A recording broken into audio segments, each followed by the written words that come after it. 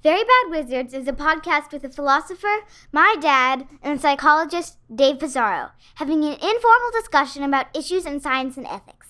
Please note that the discussion contains bad words that I'm not allowed to say, and knowing my dad, some very inappropriate jokes. Are you gonna bark all day, little doggy? Or are you gonna bite? The Great Boss has spoken! Pay no attention to that man behind the curtain!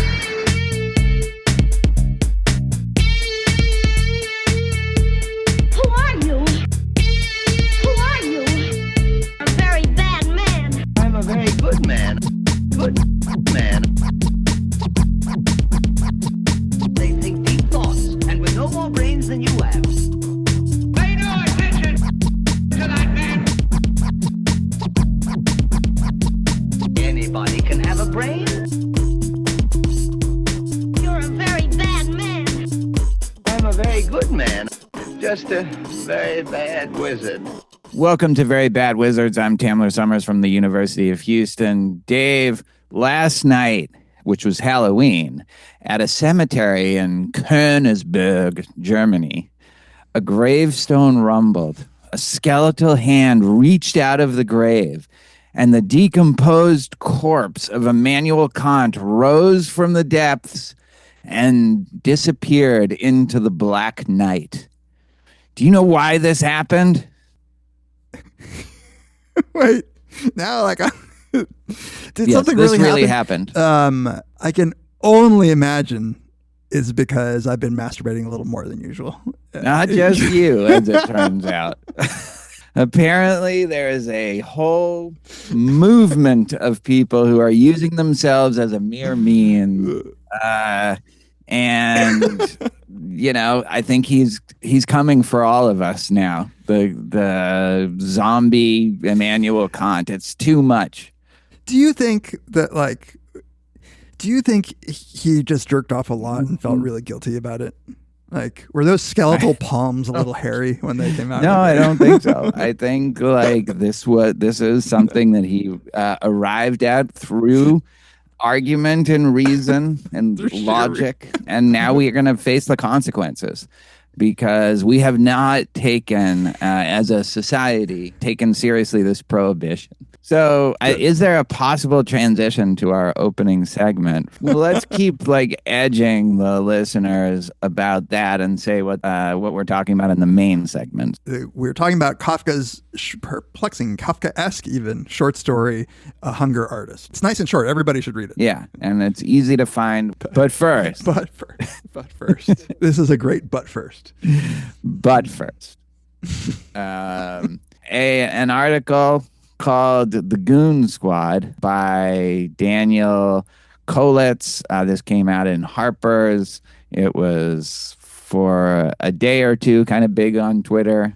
Nobody could believe what they were reading. It's a piece of, I don't know, sociology, anthropology, kind of like an embedded reporting of something I didn't know existed. I assume most people are even close to our age, didn't know that this existed. Did you? No. Okay. So I had a vague sense that gooning referred to masturbation. Yeah. I had no idea about the other stuff. It is more than mere masturbation, my friends. so much more. So, this is about, I guess you would call it a movement, a cult. It's something more than just an internet trend, it seems like. Yeah, it's to the extent that it's to be believed, it's like a sociological phenomenon that has communities that have arisen, that it has transcended the internet into real life meetups and an identity of sorts. It seems as if these young men really identify with being a gooner, which, by the way, is also what an Arsenal supporter is called. And I feel very bad for them. Fuck them.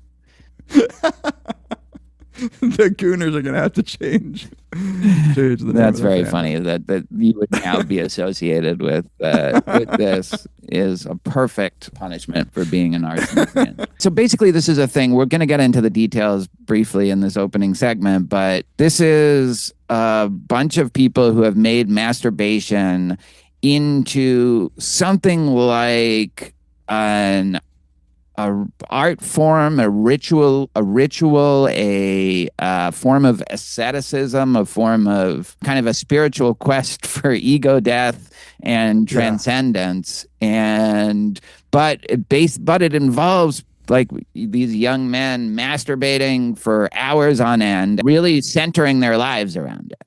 Yeah, and like communicating with each other and sharing with each other like what they do, even joining Discord servers and doing it together, sending each other clips of porn. Like one of the things that sort of, like left me feeling in a bit of a dark mood at the end was how much porn like plays a role in their lives, but like not just regular porn. Like if you can imagine just people with multiple screens going on all around them with like super edits of like the kind of porn that they like, sending it to each other. Like there are people that are known in the community for being like the best editors of porn. It's like, people used to always talk about like the music the MTV generation has lost its attention span because music videos are like such choppy edited, like no long takes. Imagine that, but like to an extreme where even the most ADD of us would probably get their brain fried if we went into a room like this cold with like 12 screens, super cuts of porn. Yeah, like so I think what you're referring to is the porn music video, or as it's abbreviated PMV in the article. Yes. Which he describes as freebase pornography, porn purified of anything that might disrupt its swift passage to the brain. These are schizophrenic porn mosaics of often staggering density, hundreds of clips sourced from existing online porn and spliced into productions of just a few minutes length, soundtracked by the kind of ludicrous pounding techno more often associated with unlicensed weed stores. I don't know about the unlicensed weed stores part of that. First of all, that sounds horrible.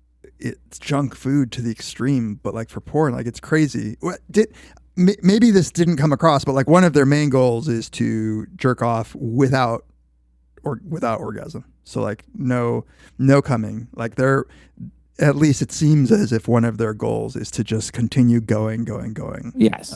And without the natural end of orgasm. To reach goon state. That's the part that I find like the hardest to believe, which is like, I can believe that a bunch of young men are jerking off to like super porn, but that they are trying to like, the ways, at least at times in which this article describes it as some sort of like attempt at a mystical state, or like flow with no flow. Okay, so here's where I'll bring in this. I looked up the Urban Dictionary definition of gooning, which I found at least helpful. Gooning may be most simply defined as that state usually achieved after a prolonged edging session, when a man becomes completely hypnotized by the feeling radiating his penis. Since a gooning state can only be achieved after edging, the man's dick will have become mightily aroused at this point, and every caress the male genitals are subjected to will trigger potent elation. As the man keeps edging and thus keeps experiencing intense pleasure, he enters a state of trance where his mind intimately merges with his cock, the gooning state, where he and his dick become one. This feels like you're playing that, like the dictionary game where you make up a definition for a word. Exactly, yeah. Balderdash or whatever. Balderdash, yeah. That's awesome. And it's funny because, like, so that I would say shows a kind of spiritual yearning. How, in however debased a form, like it shows a kind of spiritual yearning on the part of these people. It's not hard to figure out why that might be lacking in the world. And it's funny, like juxtaposed with the music, like their music video, which is that ADD, like off, just like do, just like like sex divorced of, it seems like any kind of slow cinema, slow like edging, getting yourself to this point. It would feel like that wouldn't be the way to do this. But so I don't know if I found a contradiction at the heart of this goon cultist movement, but like, you know what I'm saying? It's like those two things. Like they should use some Skinamax. Like they should go back to. It's an uneasy tension, unless this is just completely beyond us in every way. Maybe they edge and kind of do this for 8 hours in some way that we can't understand. I mean, it seems crazy to do any kind of watching of that sort for 8 hours. Yeah. Maybe they switch it up. But it's a sign of it's a bad sign if it goes on for too long, not a good sign. Well, that's the thing. So I was really trying to understand, like much like the journalist here, who, trying to understand like what is going on. Like the best that I can make of it is, so there is like that story, that the narrative that he seems to be spinning is that like what kind of what you're saying, like they've been yearning for something and they've fallen into this thing. But like it seems as if the porn watching is so fun, and men know exactly what it feels like after you come, where you just lose interest in it completely, and they just don't want to lose interest, so they're having to do that. They just want to prolong the low-hanging fruit of the entertainment that is masturbation without it's like if you're, say, addicted to Vicodin, at a certain point you're just trying to stop having withdrawal. You don't want to have withdrawal. They don't want to have that kind of gotta clean. Because it's probably depressing. It's like it's totally depressing, so on the one hand, so I'm of two minds about like how to think about this. Like I do feel like sometimes with Gen Z in particular, like millennials, it's kind of like they're like a little lame and maybe neurotic about certain things, understandably, but like I feel like I'm in the same universe as them, but there's sometimes the Gen Z, it's like where I've traveled to a new part of the world or a new planet or something, and maybe I don't get anything that's going on with some of the weirder parts of their world, like but on the other hand, it's like, if you think about what happened as they're growing up, and millennials call it the back half of this, but they didn't. But they had a part of their life that wasn't infected by just this social experiment of just millions of explicit porn videos at the just immediate access of any young kid who has the internet. Like that's got to do something, and we have no way of knowing like what that does to somebody who just grows up with that. We always talk about the work we had to do for our porn, and everyone says that kind of stuff, but it's got to make a big difference. So you have that, plus you have like the isolation and just kind of increasing like the anomie of young males, maybe especially. And then you had COVID that might have just pushed it over the top into cults, and like I think at that point already you have this other thing. Then you had COVID when they're like supposed to stay in their house, in their room, door closed. Like how many of those kids were just had porn like on their like side, on their iPad while they're at school. Supposedly. Right. Again, when I was a kid, I had to like surreptitiously masturbate against the desk in my school. Surreptitiously. Everyone could see Tamler. There's like a banging at the back of the classroom. But No, 100% everything you said. Like you were saying, we kind of understand millennials. Like as you were saying that, I was thinking, understanding millennials to me is sometimes doing sociology. Yeah.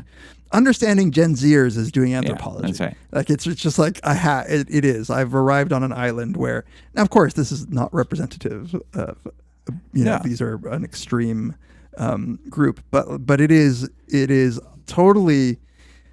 I can see that this is where things were gonna go, given what's happened. So you have some people who, I guess many of the gooners describe themselves as pornosexuals. So they're not even apparently looking for romantic partners, or at least they say, like, and some of them call themselves voluntary celibates, like volcels, which again, like, I'm not sure how much I believe. Do you remember where he says one kid is saying, oh, like one of the reasons that he prefers porn is that he doesn't know, he's afraid of diseases. And I'm just like, come on, man. What's a little gonorrhea, He said something sad too about like, what if you don't know with a woman, like you don't know what they're feeling. What if they're feeling bored, or what if they're not into it? What if they don't like what I'm doing and they're too afraid to say?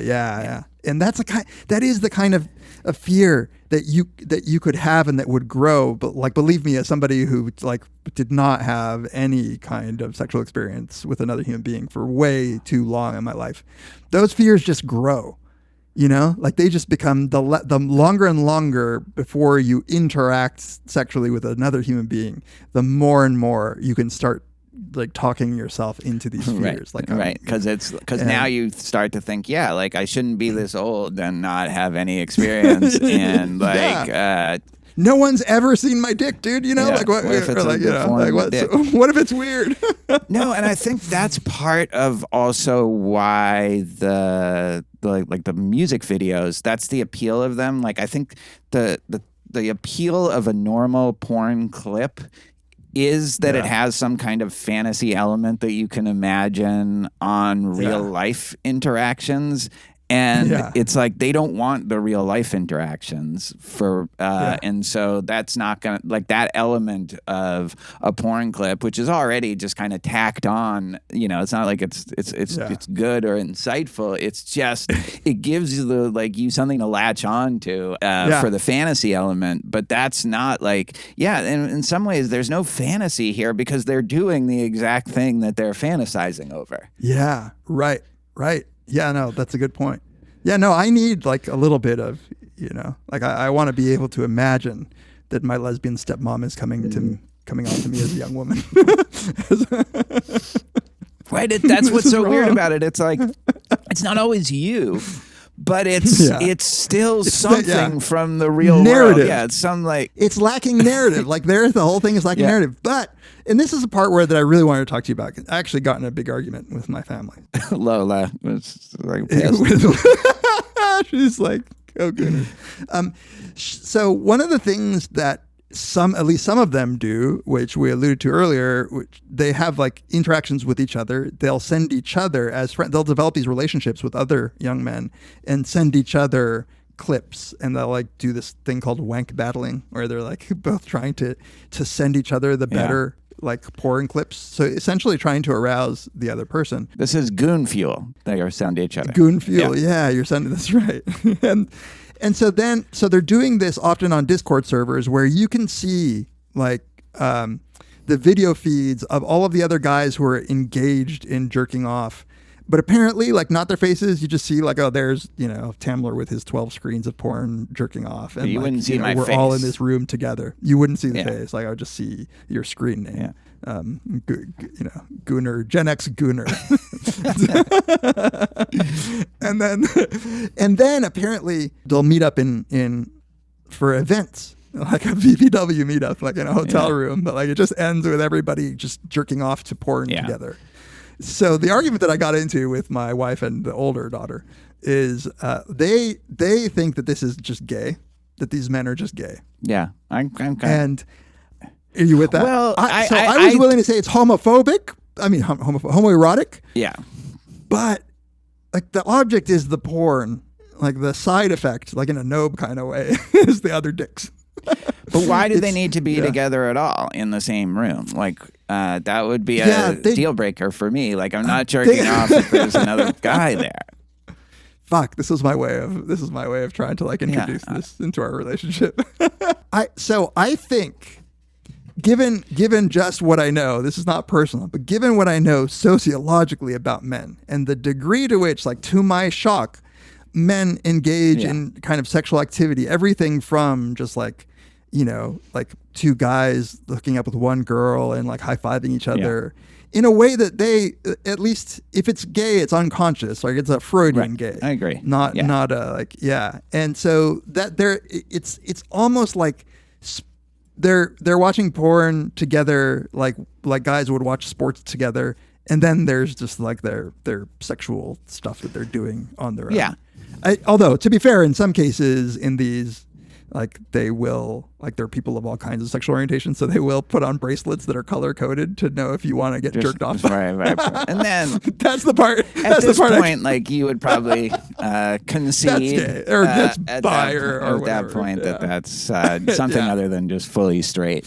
But the Discord shit, I'm like, I can see just like squarely hetero men. This is an interesting thing about it, actually, that I found. It's hard to find little glimmers of optimism, but one of them was at this Discord, the rules of engagement are surprisingly woke, and that like you can't misgender and you can't. And like they seem to be all like pretty comfortable not worrying about in the Gen X and millennial way of like, oh no, the people will think I'm gay or I'm curious or whatever. Yeah, right. Like they have this like just already in the same way they had this intuitive understanding of porn, like just because they were born into it. They have just like all of a sudden there are transgender people, there are bi people, there are people. It's so normal. It's the air they breathe that they can be cool about it. And that is one of the most characteristic things of Gen Z I've noticed with my daughter and her friends is they're not woke about it. They're just cool about it. Like they just accept it. It's like a matter of course. It's already been baked in to whatever jokes that they're making and whatever. And even this group of what you would think are just extreme weirdos still have that element of, like we're just accepting people. We're not making a big deal about it. We're not praising ourselves. We're just like, this is, there's a kind of openness to it. Well said. Totally agree. It's even the way, like, it's funny, the way that like Nikki and I were arguing about it, like we still have to use we're still having to use categories, and it's like those Gen Zers are like taking the Kinsey thing seriously. Like it doesn't matter to them if you're like a 1 or a 3, or if like sometimes like a guy did try giving me a hand job and I let it happen or whatever. Like it's just like, for us, can you imagine in like your high school if you heard that like a guy gave another guy a hand job, you'd be like, oh my god. We got to get a towel and some bars of soap and we beat the shit out of it. You can't handle the truth. I think it's just like some people are a hentai wank battler, some people are a regular wank battler, some people are bi, some people are straight, some people are trans.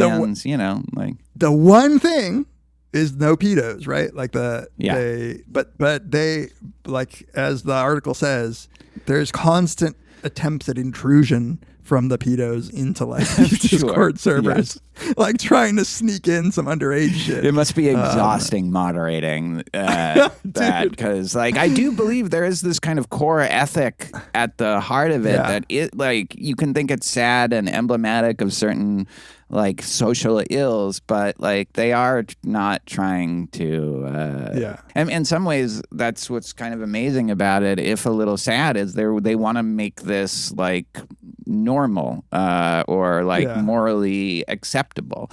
The last thing I wanted to ask you about this is, were you like me when you read it and you were like, but we don't have enough data on these people?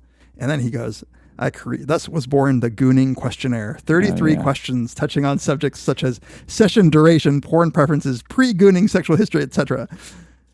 That gave us the answers there. I was very proud of the social psychology. Yeah, no, that was huge. I have to look, we have to wait to see if it replicates and all of that. But I do think like when he describes about the tenderness in the exchanges, there's something. So like this guy Fuji, who is a 23-year-old Egyptian gooner who spent months training his pubu sigis muscle in order to climax without ejaculating, Pubococcygis. I mean, there's such Freudian things. It's like you're trying to go back to like when you were a kid and you could you could climax without ejaculating. Like you're trying to get back into the womb, you know. Like, but I was intrigued by his relationships with his fellow wank paddlers. There appeared to be real tenderness there, as in this exchange Fuji showed me between him and a fellow gooner whose name is Beta Loser. Oh yeah, that's the other part where they just like are okay. They're like embrace the shame of their. So there's that. So Fuji says, final season is approaching. Been gooning the past months. Do you want to get back to stroking together? I miss you so much. He says straightly, according to you. Beta Loser, 100%. Me too, baby. I'm sorry for quitting last time. Broken heart. Fuji, 2 hearts. Why are you apologizing? You did what you had to do. All good. Yeah, Habibi.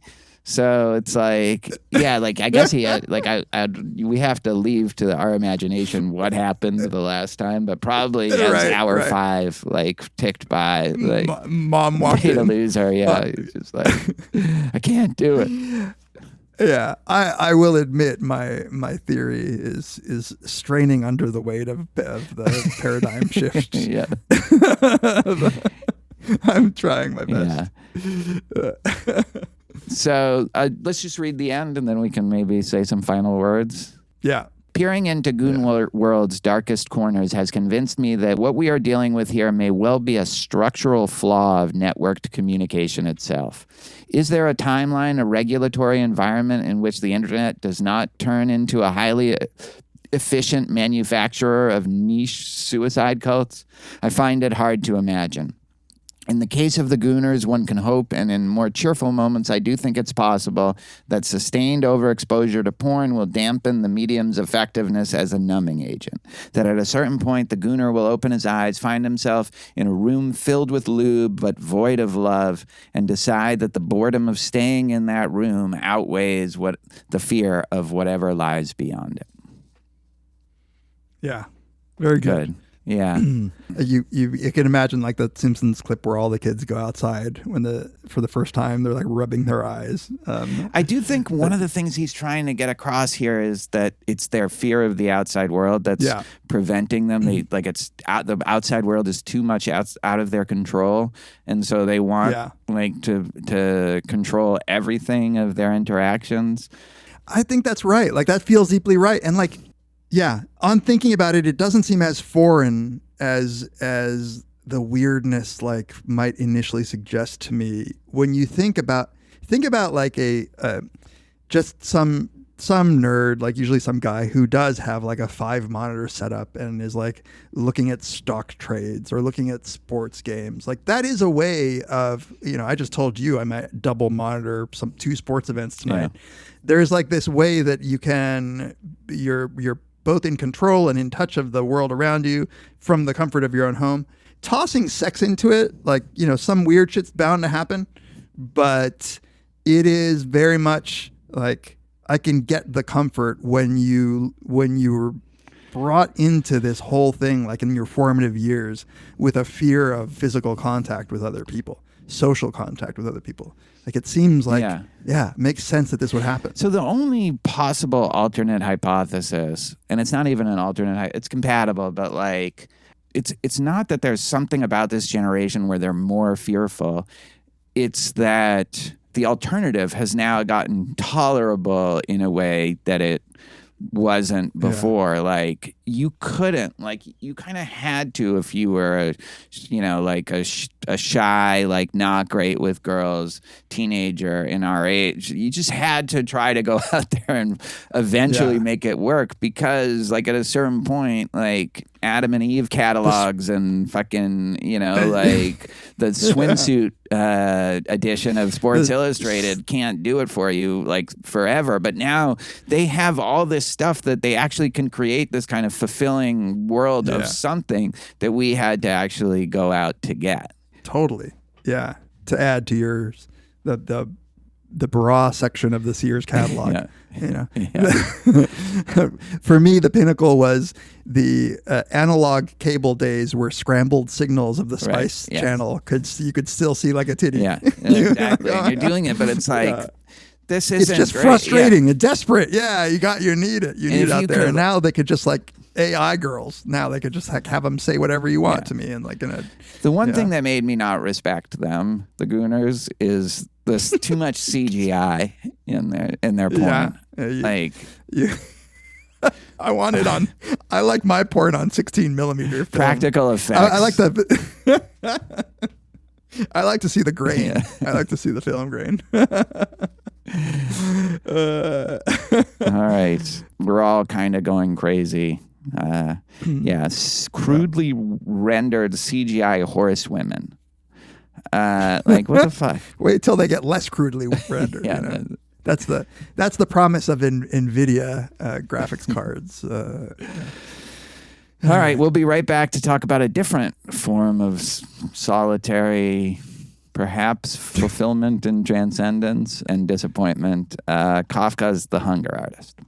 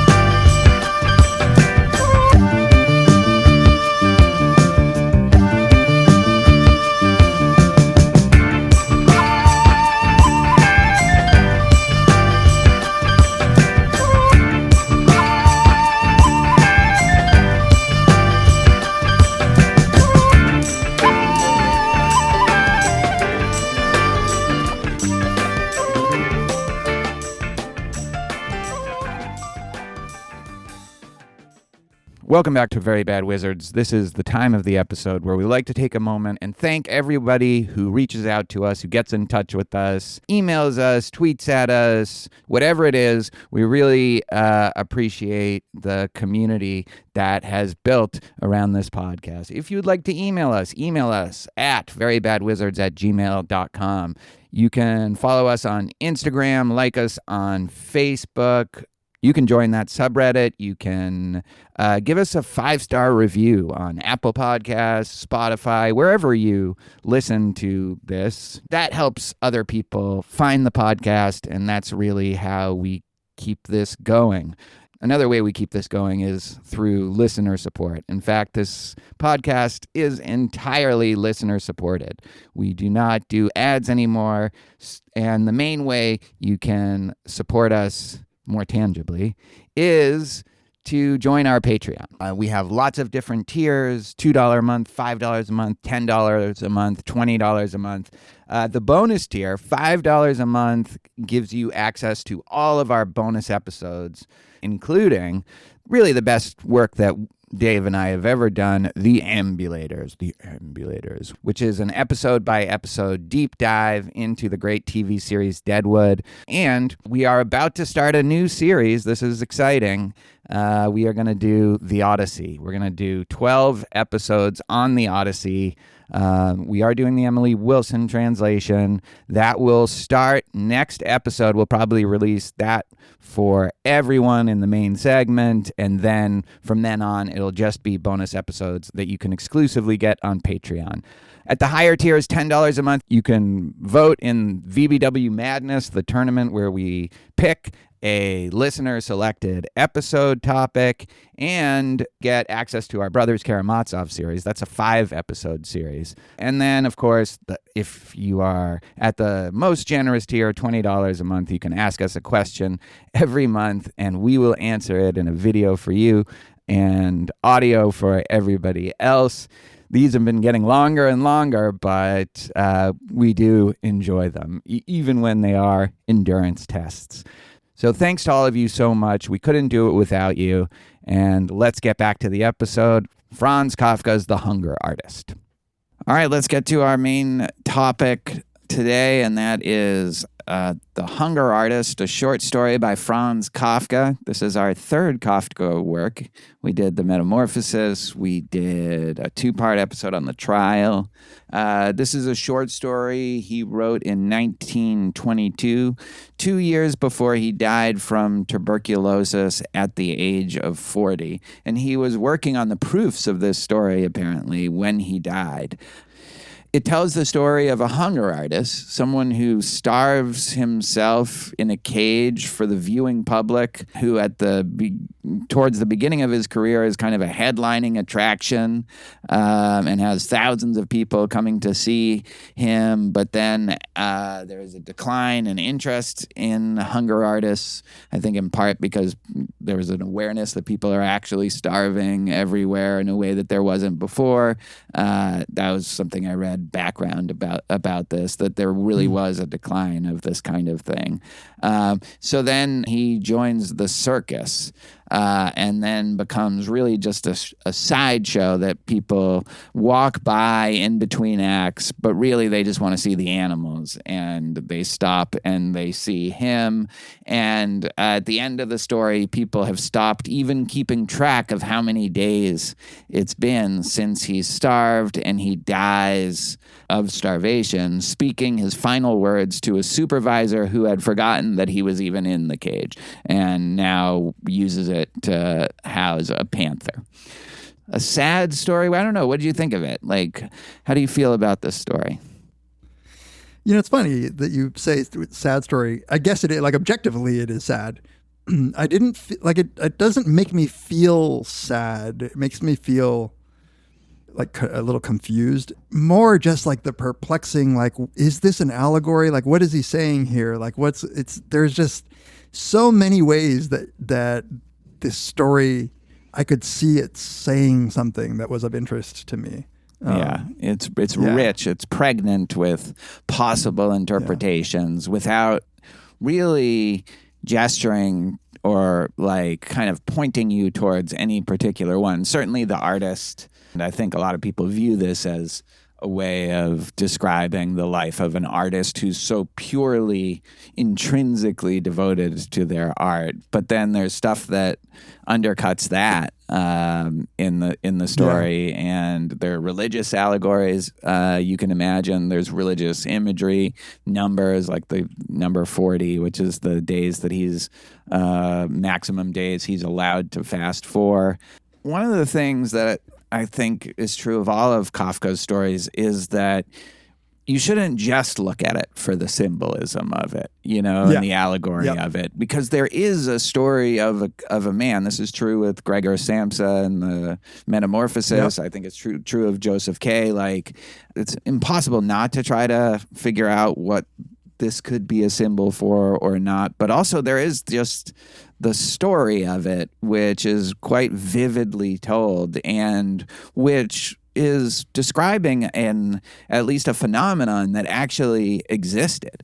These people didn't exist as a symbol. They existed as actual attractions for people. I'm exactly what you just said is how I feel about it too. I was weirdly particularly primed to be thinking about story as allegory or not, because I had I have a goal of rereading The Lord of the Rings, and I was reading stuff about Tolkien, and Tolkien always resisted any attempt at allegorical interpretations of his story, to the point of saying that he thought allegory was like a lower form of storytelling.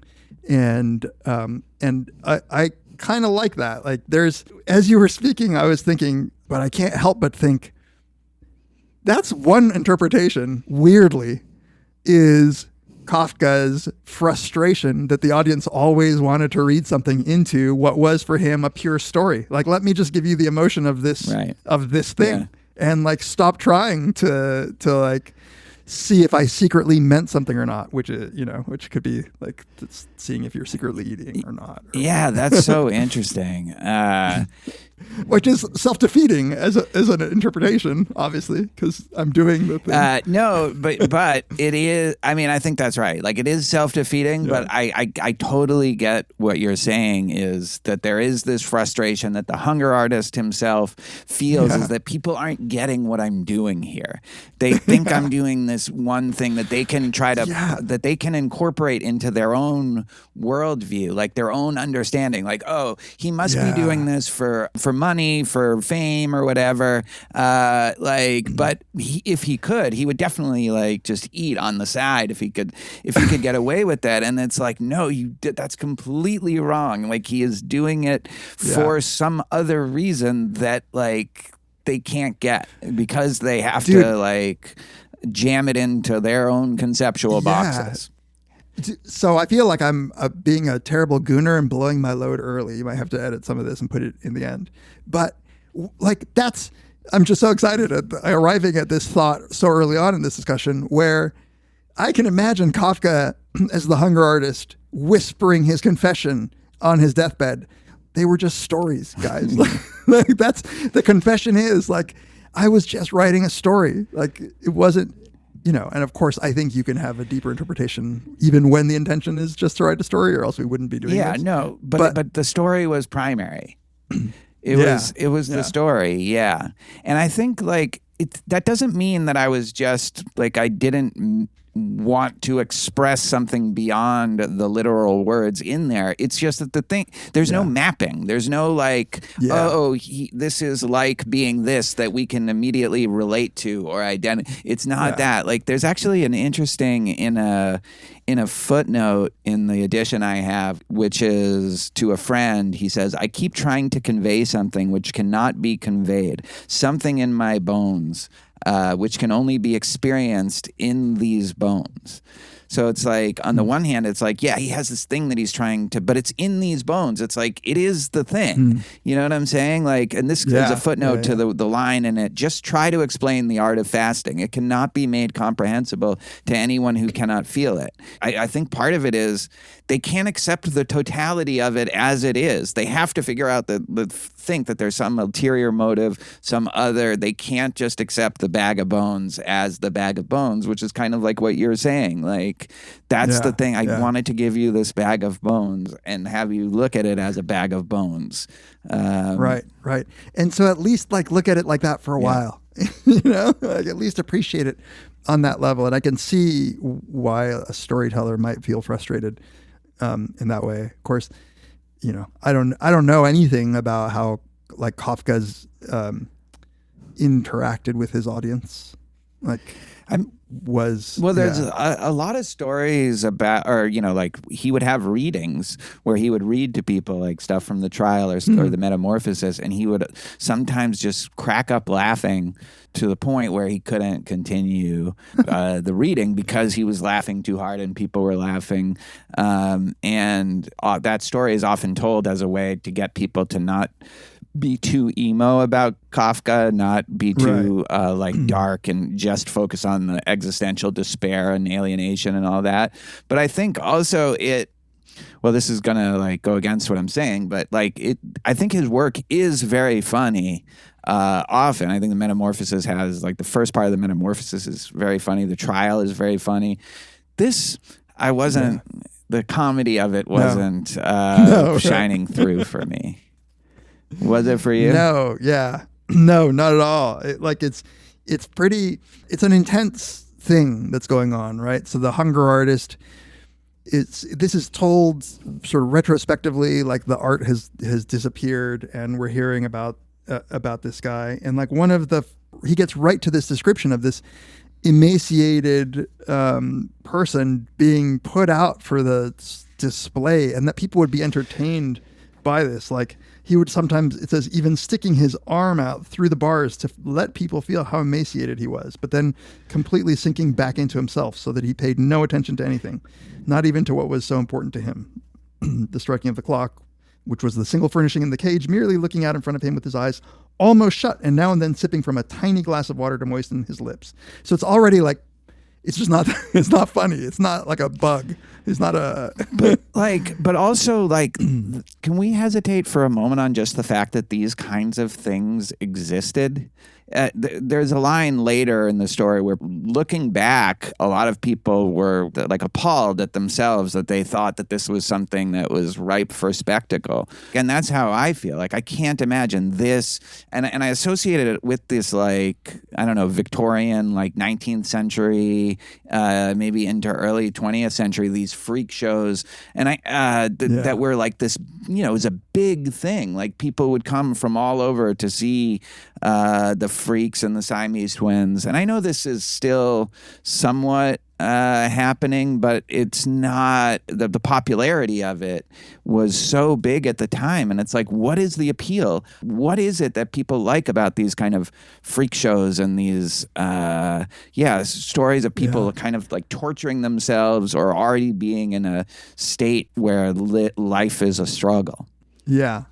I wonder the same thing. I don't know. And I think, so in my mind, well, like, I kind of separate what is not really separable, but like, there's on the one hand the desire to see really like the freak show kind of thing, where you want to see very odd examples of humanity. On the other hand, there's the specific kind of willful suffering, the ascetic display that the hunger artist is putting on, which I kind of not get as in I want to see it, but there is maybe a desire to see the body tested to its very limits. And I think we have versions of that. I mean, almost directly, you have people like David Blaine who have done stunts like this in public, right, where they are locked up for long periods of time, and they come out, you know, by most accounts, like genuinely being trapped in a block of ice or whatever, come out hallucinating, barely able to talk, need medical attention. We do that, you know? Yeah, and I guess that's just never been for me, because I've never like had any desire to see something like that. And then you have like a magic show where so much of the like traditional stage magic has a theme of like, oh, maybe this person is putting themselves in mortal danger. Like, you know, here's the bullet trick, here's the sawing a person in half, where it's a safer thing where we know like it's not really going to happen, but there's some arousal that is being stirred by the pretense that there might be mortal danger involved. But but usually in those situations, you know that it's a pretense, and if you think it might not be, that's a totally different kind of experience. Right. David Blaine has to do the same thing, by the way, that the hunger artist struggles with, which is everybody thinks that what he's doing is like, and apparently I was also reading there were hunger artists that would sneak food in, you know, and so Blaine has to fight against the belief that he is somehow secretly not doing the things that he does, because most magicians wouldn't, and apparently he does. So it's like his honor is at stake. Yeah, and that's the thing that it's impossible to convey to people who don't understand why that is an art to begin with, or why anybody would want to. It's like the opposite of what you would want to do, which I think gives it all these possible metaphorical meanings of isolation, of you know, having something inexpressible, like literally, like you can't express it to other people. You know, David Lynch loved Kafka. He said he's the one artist that I feel like he could be my brother. Makes sense. That tracks. Totally. And did you see The Elephant Man? You know, I don't think I ever watched The Elephant Man. Like maybe I watched some of it like on USA, like when I was a kid. I don't think I've ever sat and watched it. So we just watched it. It's very hard to get. I had to order it from England, like a Blu-ray from England. That's like 4K, because 4K will play on any player. And so really saw it either for the first time, or like you, I had seen like little bits of it in the clips and the parodies, but really for the first time. It's also about like one of these spectacles, but in this case, it's not like this hunger artist seems like he's at least at first, well treated by the impresario, like not abused, a companion, whereas in the Elephant Man it's not. But at a certain point, he gets taken by somebody who actually does care for him, but on the side, people are still coming to look at him, and there's this very sad thing where he tries to get himself up. He's a very dignified man. He's actually a very kind of person with elevated sensibilities, and he's kind of has artistic. He was a real guy. Totally based on a real story, guy. This is all based on a true story, and these things existed. And so there's this inherent, like, him trying to act with dignity and act more like somebody with this freaky spectacle of it. Like, that's, I think, the tension that I don't know if people are drawn to unconsciously or there, but it is. It's like, it's like it thinks it's people kind of thing. It's like, like, you know, that it's like there's this kind of desire for personhood that is being thwarted by the very thing that they're doing, you know? It was, if I recall correctly, there are some heartbreaking It's scenes deeply sad, but beautiful movie. It's amazing. Like, it's like a top 3 or 4, I think, David Lynch movie, which I never would have thought of. Huh, wow. Yeah. So the difference, though, like in this guy voluntarily doing this is weird, you know? It's like, even David Blaine is doing it so that he can, you know, be rich. You know, that's what you think, that torments him. Yeah. Right? Right. But this guy is just like wants to live in starvation and would not be a freak were it not for his sort of self-imposed starvation. And that's why I'm like, what are they looking at? What are they drawn to there? Because it's not just the emaciated bones and the weird appearance. Yeah. It's that, like, is it an admiration of will? Yeah, we really don't, and I think in this way, it's like from the perspective of the hunger artist, we really don't get a sense from the story of what maybe the children look at it with a kind of innocent curiosity, and that is the closest thing he gets to someone who's kind of appreciating it in the way it should be. But it seems like everybody else is, what are they getting out of it? It's like, because they're so immediately suspicious that there's a trick, it's like, well, why do you care about it even if it wasn't a trick, you know? It's almost like they just want to get their money's worth of seeing that this person is actually doing something that they do. Right. And so he says that he got some satisfaction out of being the only one who could know that he was genuinely doing it. And this is the first part that like threw me off. But the reason he was never satisfied was something different. Perhaps it was not fasting at all, which made him so very emaciated that many people, to their own regret, had to stay away from his performance because they couldn't bear to look at him. For he was also so skeletal out of dissatisfaction with himself, because he alone knew something that even initiates didn't know. How easy it was to fast. Yeah. It was the easiest thing in the world. And he told people, but they didn't believe him. And that's the part where I'm like, okay, you know, I'm just like struggling not to think allegorically here, but what is it about?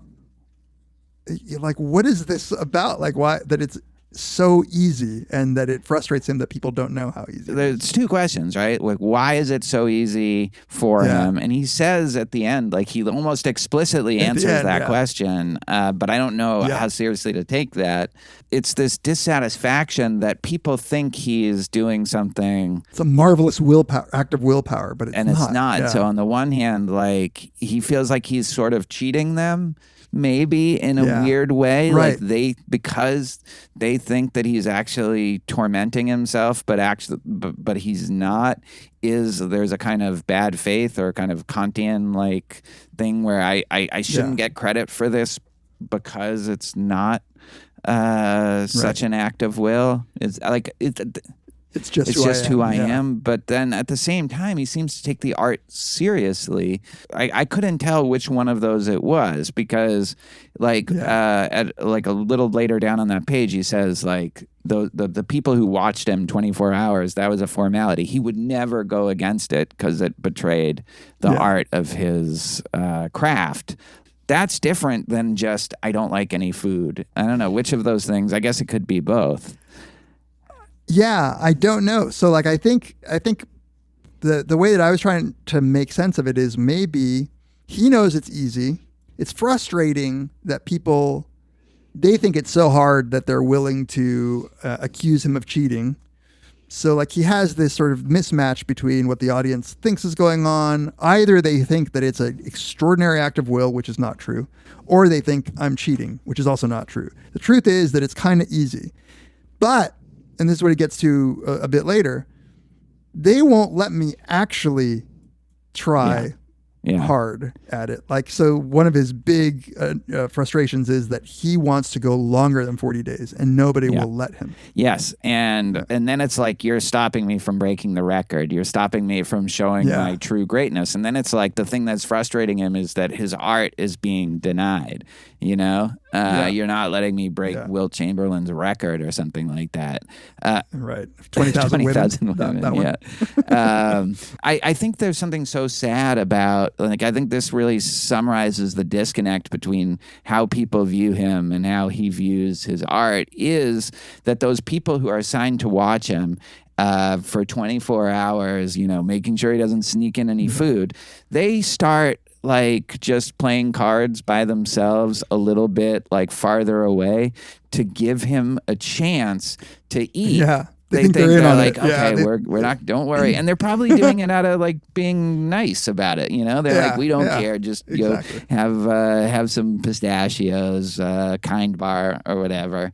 And we'll be over here. And that would infuriate him. He would tell them he would never do that. And they're like, sure, yeah. And we know you wouldn't. Wink, wink, you know? And then he starts, and this is funny in that Kafka, darkly, absurdly funny. He starts singing to prove to them that he's not eating during that time. But of course, they're not.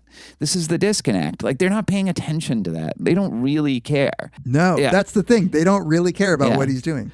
And they're trying to be nice about it. I do think they're trying to be nice. So 40 days is the maximum. Like you said, there's this symbolism there, which I feel like Kafka just threw in to kind of make people almost to tempt them to try to find allegory in this 40 days being the number of days that Jesus fasted in the wilderness, the number of days that Moses didn't eat when he was on Mount. So I got the sense that he just wants to like really test it, and nobody lets him really test it. But weirdly, at the same time, he is so weak that he can barely sing. Like, he seems to think like, I could do this indefinitely. Yeah. Which is a weird disconnect between reality and his views, as we see at the end too. Like he is punishing his body and just because it's effortless on his part doesn't mean he's not actually kind of suicidal at that point. I don't think he is suicidal. No, I don't think he is explicitly either. But like I should say that he is literally going to kill himself in a way that like somebody suffering from severe anorexia wants to keep not eating, even though they will die. Like, and they're just thinking, I just need to get a little skinnier, you know? And I think for him, it's like he will die at a certain point, but he thinks, and in some ways he's right. Okay, maybe I would die if I never ate, but I could go like 10 more days. I could go 15 more days, you know, like that. But I think ultimately what you're saying is right. He's disconnected his mind from his body in a way that he thinks that the consequences of what he does with his mind won't affect the body. Like, the body can survive it, and the body eventually can't. But it's kind of ironic that when it can't, he's probably been fasting at that point for way more than 40 days, but nobody knows how many days. They stop keeping track, which is so sad. That is the saddest part. So he says, you know, of the interruption at the 40 days, like, he describes himself as getting like it's described as him like throwing temper tantrums. And the frustrating thing is then that the impresario says, oh, I'm sorry, guys. It's, you know, you get crabby when you get this hungry. And he's like, no, I'm crabby because you're not letting me keep being hungry. Wait. So there's two things I think you're running together. There's first, after the 40 days where he doesn't want to eat, but they make a big deal out of it, and they like drag him out. They have these women who the doctors and the women, and the women, and like really he's just but he goes along with it because that's the deal, and that's also like the way that it makes the most money. Because after 40 days, people start to get a little bit nervous, and it's not fun anymore. They ran the numbers, and after 40 days, the city. They brought in like consultants, and they're like, "Yeah, 40 days, I think, is where you're going to profit maximize." And there is this thing where he says, which I wanted to ask you about. Yeah. It says the impresario raised his arms over the hunger artist as if inviting heaven to look down upon its handiwork on the straw, to look at this pitiable martyr, which the hunger artist certainly was, albeit in a completely different sense. What do you think that other sense is of the pitiable martyr? Yeah, I think that's him saying, you think that my source of suffering is my lack of eating, when really my source of suffering as the hunger artist is that like people aren't recognizing, both letting me truly like fill out my art, and that they don't realize what it is I'm doing. And you're making me eat. It's not that you're not eating, and it's that you're making me eat. Is the martyrdom? I think is what he's saying there. Yeah. Right. And when I was talking earlier, I was trying to get to this quote where he says, as you were describing, the young ladies are there. They have a hospital meal laid out, and it says that at this moment he always fought back. But it says, why stop right now after 40 days? He could have kept going for even longer, for an unlimited length of time. Why stop right now when he was in his best form, indeed, not yet even in his best fasting form? Why did people want to rob him of the fame of fasting longer? Not just so that he could become the greatest hunger artist of all time, which he probably was already, but also so that he could surpass himself in some unimaginable way, for he felt there were no limits to his capacity for fasting. And there it's like, I was trying to get my hand on like, is he really trying to be great? Is this part of his, like, is this, I feel like it's LeBron James. Like, all right, you're done, buddy. Like you're, like, well, except that this guy is the greatest hunger artist. Yeah, exactly. Not the second or third or fourth greatest or whatever. Not just the oldest. But it's weird. Like on the one hand, it seems like he is motivated by that, like, because he says it. Yeah. But on the other hand, it didn't really seem to me like that was really what was driving him. Like, I know that he needs the audience, I guess, and this is maybe why people like to read this is something about artists in general. So he needs the audience for this art, which you wouldn't think he would necessarily need. But I think part of the art is that there is an audience and that people understand it. What you were referring to when you said, like, after they kept doing this, like they kept stopping him at 40 days, which is so frustrating to him, he gets into this really bleak mood.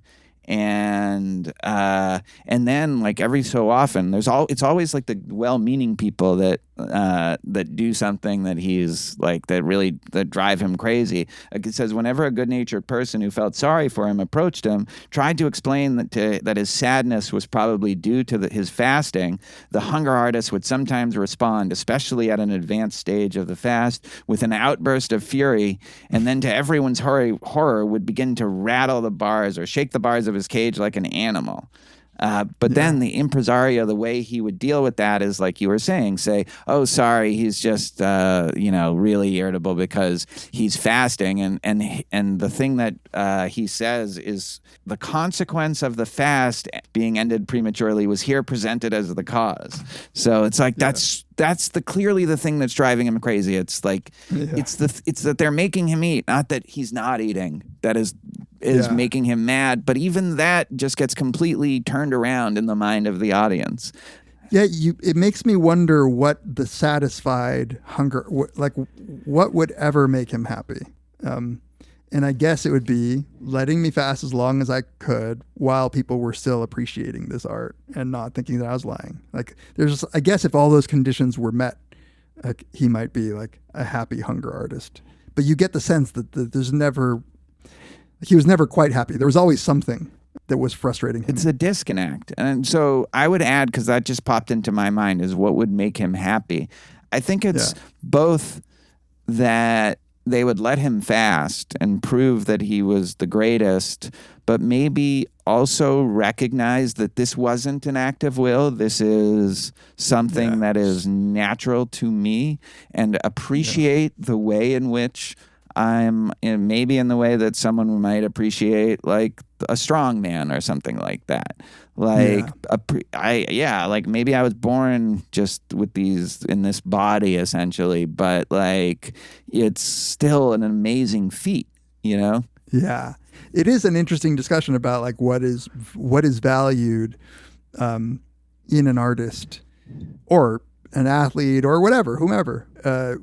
Is it the amount of will and effort that's put into becoming great, or is it that you just are great, that you were born that way?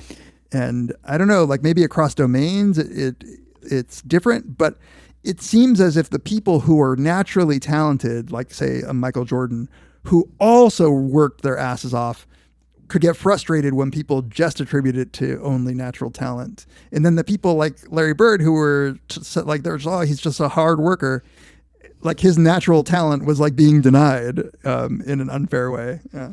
Yeah, right. So it's always going to be a mixture of both, but maybe in this case, the thing that the audience is appreciating it for is the active will of self-denial, the asceticism, like, and yet that's not what it is for him. But that doesn't mean he doesn't think it's an art. It still is an art, but it's an art that doesn't require, it requires the reverse of what they're saying. For him, the hard part is like being forced to eat.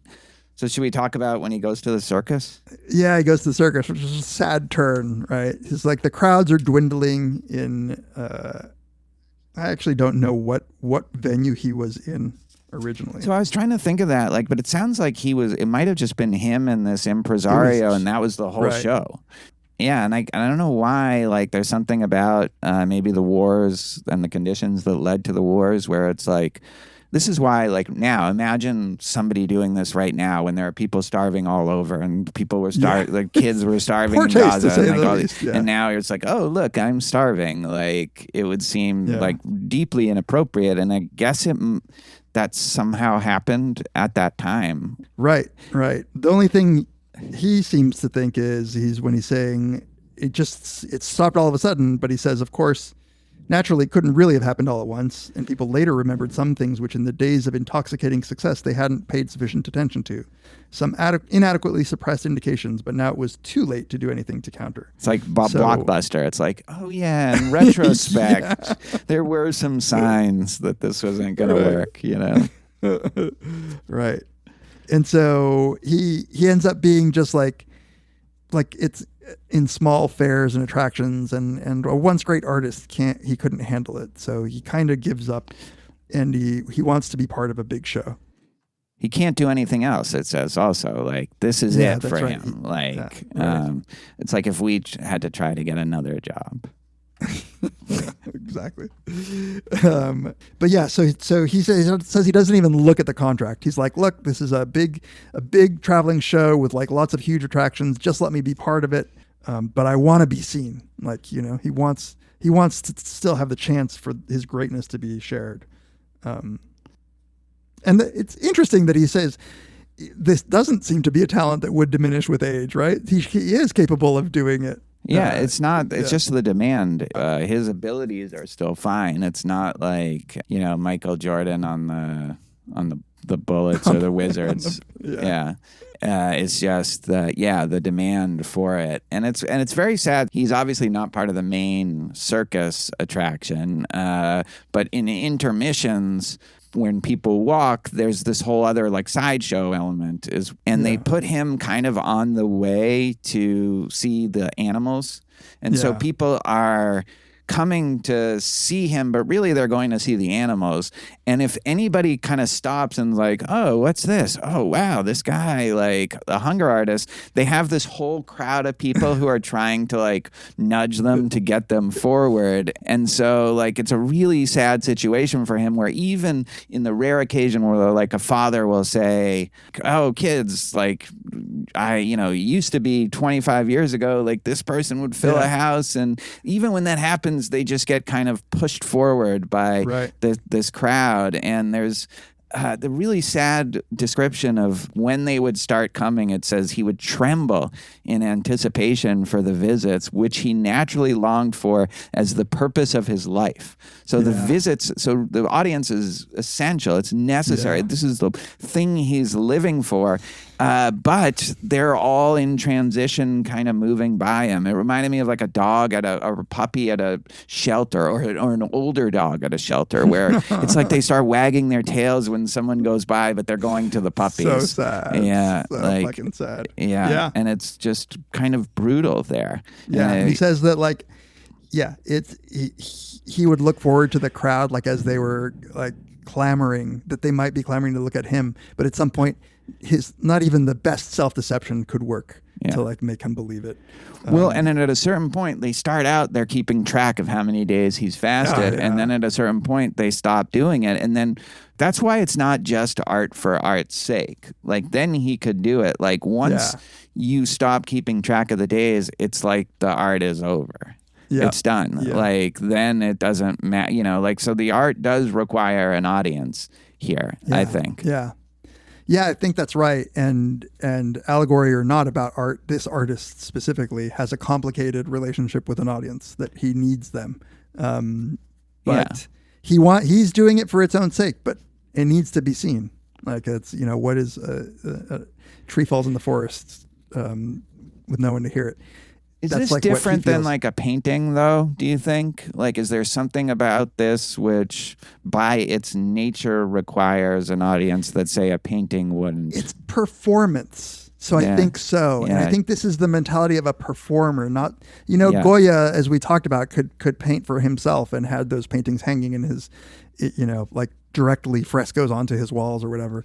And he was fine with that. But if you're a performer, this is like, this kind of sadness is the sadness of like, Brucey Brian Wilson still touring or whatever. Yeah. Maybe not Brian Wilson. Gloria Swanson and Sunset Boulevard. Like you've aged out of the, like, the world is passing you by. Yeah. Who ironically wins for that. Like what a great story. Like wins an Oscar for portraying that. Yeah. Like that would have been if somehow he could have been recognized. But slowly forgotten. So, and it is what you were describing. It's like the saddest part to me of the story. The beautiful signs became dirty and illegible. People tore them down and no one thought of replacing them.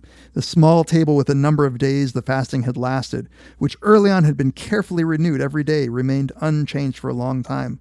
For after the first weeks, the staff grew tired of even this small task. So he's just sitting there fasting. But what is it? If nobody's looking, it's not a performance if there's no audience. Yeah, and it seems like he kind of turns off at that point. And everyone just forgets that he's there, which is extra sad. It's extra sad. And the supervisor comes in and notices him, like, oh my God, you're still fasting. Yeah, when will you finally stop? And this is where he asks for forgiveness. Forgive me, everyone. Yeah. And the supervisor's kind of humoring him and going, like that kind of thing to his friends, it sounds like. And he's like, I've always wanted you to admire my fasting, the hunger artist said. We do admire it, but you should not admire it. This is that Kantian thing. And he's like, well, then we won't admire it. Like, whatever you want. Like, you could totally see this guy is like, but why shouldn't we admire it? And he says, because I must fast. I cannot help it. And he says, now listen to that. Why can't you help it? Because the hunger artist said, lifting his small head slightly, and then pursing his lips as if for a kiss, he spoke directly into the supervisor's ear so that nothing would be lost. Because I could not find the food I liked. If I had found it, I would not have created such a stir and would have eaten my fill like you and everyone else. And those are his last words. Yeah. Yeah, and then they replace him with a panther. But what do you make of those last words? It threw me for a loop. I remember, like I said, I remembered reading the story, but I wasn't sure whether to read this as a twist that like was supposed to be twist-y, And then I was like, well, this doesn't make sense. Like, why? Yeah. Why that? It just seemed like a weird thing. Given how much he seemed to value what he was doing. And never seemed to kid himself that it was an act of will. Like he always seemed completely aware Right. that this That it was wasn't easy. self-denial, that it was easy. Yeah. And he even tried to explain it to people. So it's like all of a sudden now he has become, is it that he's become like the others? Like he's lost faith in his art, or he's lost faith that it is an art anymore because it was easy? Is it... Is it a few? Yeah, like, because the truth is, the audience seeing him fast, to the extent that they're compelled by seeing a hunger artist willfully failing to eat and becoming emaciated, I don't think it would matter that much. So it's not like, I think he's wrong to ask for forgiveness. What it seems is like guilt that maybe what he thought he valued highly in himself as being an artist, he could never have done otherwise. So maybe he isn't that special. Yeah. Maybe the lack of interest in the world shows that, oh, I'm just a guy who doesn't like food and doesn't find it to, like, I don't enjoy eating. I don't think it tastes good. Like, I'm just like that. Like, I was talking with somebody who said that to me. He's like, if it were up to me, I would never eat. Like, I get that I have to eat to live. Yeah, I kind of feel that way too. Like, if I could just take a little, pill in the morning that gave me all my nutritional. Yeah. Which, I'm not like at all, but like, being like that is not you're not Van Gogh. You're just someone who unfortunately doesn't enjoy food. And so maybe the fact that the art is no longer appreciated as an art or even a spectacle or even something anybody wants to watch has taken away the value, and now he's just someone who didn't find food tasted good to him. So you're saying that maybe that just changed in him. Yeah. Because if it's a realization that the part that was valued was actually just a side effect of this thing that I can't eat anyway. Yeah. That would be like a big admission, I guess. Like you're saying, it's almost like saying you were never really an artist, like that you weren't intending to perform the thing that you were performing. It's just that people took it as performance, like, and so I was able to make a living from it. I guess the way I was thinking of it is more that when people appreciated it and would come and they would still be like, whoa, and they would touch his hand, like it was something, it seemed like a value, even if people weren't appreciating it in the right way. But then when nobody gives a shit about it anymore, it's like if a painter... Like nobody looks at their work and nobody, all of a sudden they might think I'm just a guy who's like draw doodles now. I'm not like, and it's easy for me to doodle, but if this isn't even valuable, but then the problem with that is why does he need forgiveness in his mind? That it's like so I'm thinking, what would the forgiveness be for? Is it some view that he had deceived, or is it just... Well, is it that he had deceived in what he was doing, or is it that he deceived about his character and that he was inauthentic in some way?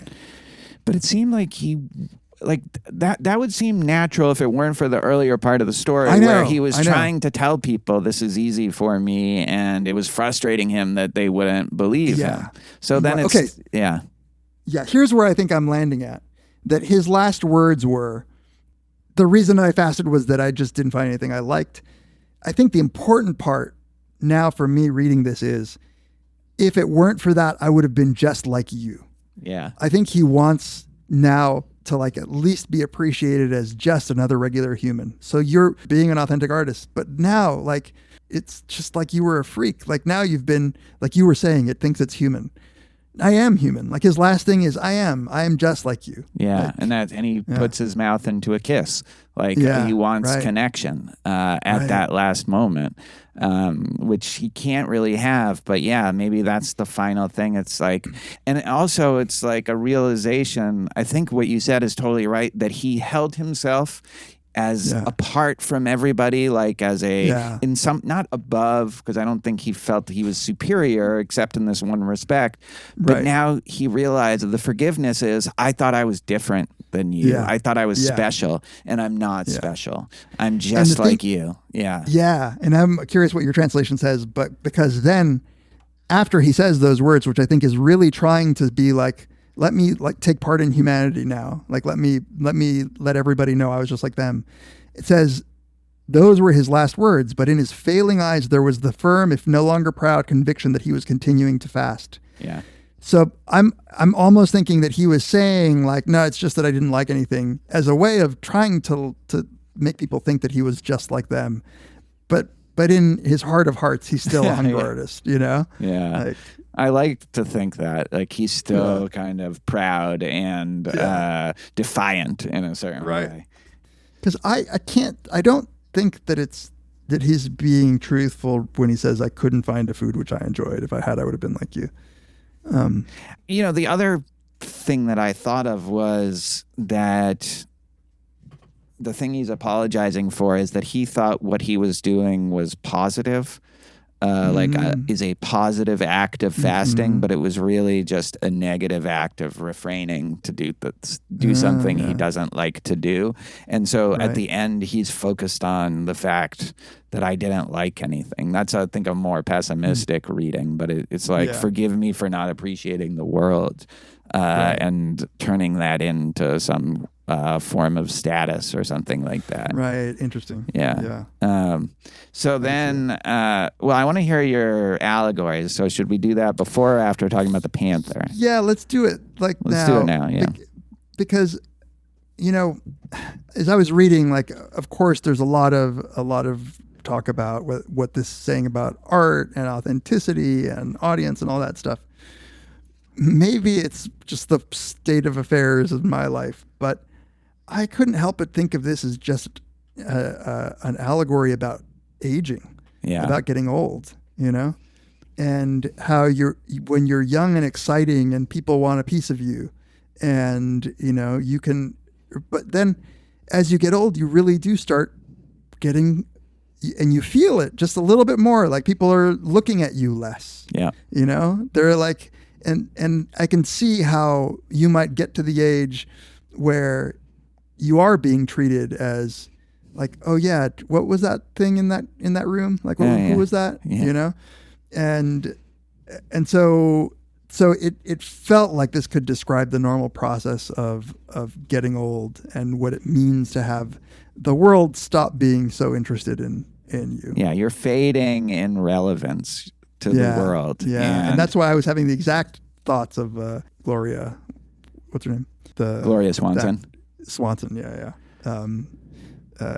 of that fear of fading into irrelevance. I mean, I definitely thought that too. In fact, there was one point, to like give a concrete example, like I kind of saw myself, obviously we're doing still pretty well, but that feeling of this thing that I'm doing that I'm taking very seriously is no longer being, the thing I'm doing it for is no longer exists. Like the conditions of like this being appreciated are no longer there. And so what are you doing it for? And it's true. It's like, it's still a good thing for its art's sake if something is well edited, or if, you know, like one of your beats is like a perfect beat for that episode. But like, we wouldn't do it if it wasn't for the fact that we thought it was connecting with other people. Yeah. And if it wasn't, then it becomes much darker and weirder why we're doing it. Yeah, and if you keep doing it until you die, I could see saying like, you know what, it never was that important to me. That's not. Like, is that how you feel? Hey guys, it's not. No, but you know, if like the world has lost interest in what you do, it's kind of save facey kind of thing to say. Oh, I see. At the end, you know. Yeah. And it's also like, but also it's like, yeah, this is the thing that I would rather be doing besides like a lot of other forms. Like, you know, it's all like, part of like your last edit. You can have a smile that's still proud as you're dying. Your last edit. It's firm if no longer proud. Firm if no longer proud. Yeah. That's like my penis. Yeah. Yeah. But yeah, like what you said about streamers, like the Young Panthers, you know. Yes. Now it's like some Twitch, some 17-year-old Twitch. I show speed or whatever is like, That's actually a great analogy. They're all kind of young and like, totally. So Yeah, what do you have? I don't actually have a lot to say about the Panther. Like, it's a little, that's also just an added little twist. Like, obviously, he's like full of vitality and hunger and like bursting at the seams with life. And so it's a juxtaposition that way. But also, maybe, back to what you said about Elephant Man, it thinks it's human. Now it's just fully replaced with an animal. Like, now the spectacle is just beast. Yeah. And no longer even an attempt. There's I forget where I read this. He wrote a letter to his father, who is apparently like this guy full of life and vitality and vigor, and he was describing to his dad what a disappointment he must have been, or he knows he was, because here is a guy who's bursting at the seams, like attacking life, just grappling with it, wrestling it to the ground. And then there's sick, kind of consumptive, that's something that was a big shadow hanging over him, is that my father, like, I'm such a disappointment to my, is his father, so his father would be the Panther, I guess, in that, there. Right. I hadn't realized this until right before recording, but given that he died of tuberculosis, he essentially died of starvation, because there was no way to, like, I guess your swallowing is just affected, and they didn't have like tube feeding at the time. So, he's writing or editing this story as he himself is dying of starvation, which is, I don't know that it adds much to the story other than a macabre. Well, apparently, like you, he was a vegetarian, but not for ethical reasons, probably more ethical reasons than you, but really for health and because he wasn't supposed to, and really just would love it if other people were eating and enjoying their food and sausages and stuff like that, but he didn't, Which is why he describes the people like that he would pay their food, their meals. Probably. He'd pay for them to eat. Yeah. So, any other allegorical readings? I do think the artist analogy is inescapable in a certain way. First of all, it's like an art, like it's called the hunger artist. Maybe I don't love this. It seems trite to me, but he had all this pain of just living. Like, living was just weird for him. He had something like that quote I read earlier. He had something inside him, in his bones, that he tried to express to others but couldn't. And it's that same kind of disconnect. That's what makes his work so good and absurdist, this disconnect between the protagonist and the outside world. He's able to convey that imperfectly in his way, but maybe he thinks, that's not because I'm this awesome artist. It's the pain that's the thing. And the pain, I didn't choose the pain. If I didn't have the pain, I would never do all this writing. I would just be like everybody else. I would have been at the parties with Kant. Be like, dread colorful clothing. Snorting lines off some hooker's breast with Kant. Yeah. No, I like that. It's sort of consistent with the way we started talking about this too. And I think that it, like, continuing that allegory, there's a realization maybe as an artist that no one will really understand in the way that you want them to, but nonetheless an audience of people who don't quite understand you is better than no audience at all. Yeah, and works of art, and this is what he shares, like, I think, with a lot of the greatest artists and the ones that we love, like Borges, but also like someone like David Lynch. His stuff is endlessly interpretable, in part because it contains this like inexplicable seed of mystery of like, I know this is touching something, but we can't figure out what it is, and that's this the very thing that he can't express, but that keeps us going back to his stuff. So that's really nice. Yeah, and that gets us closer to understanding him than anything else could.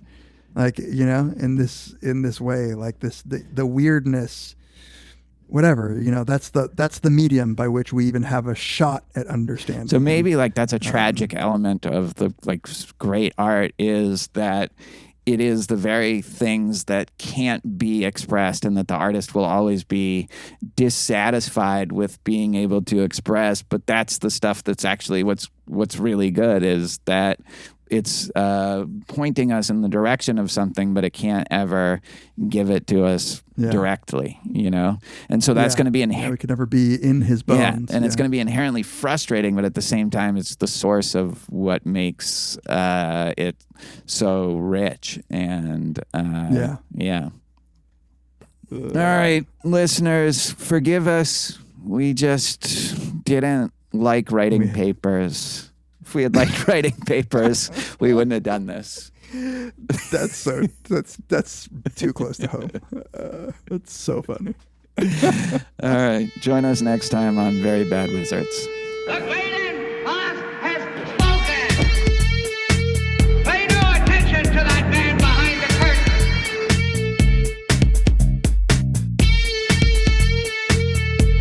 Who are you? Who are you? A very bad man. I'm a very good man. Good man. They think deep thoughts, and with no more brains than you have. Pay no attention to that man. Anybody can have a brain. You're a very bad man. I'm a very good man. Just a very bad wizard.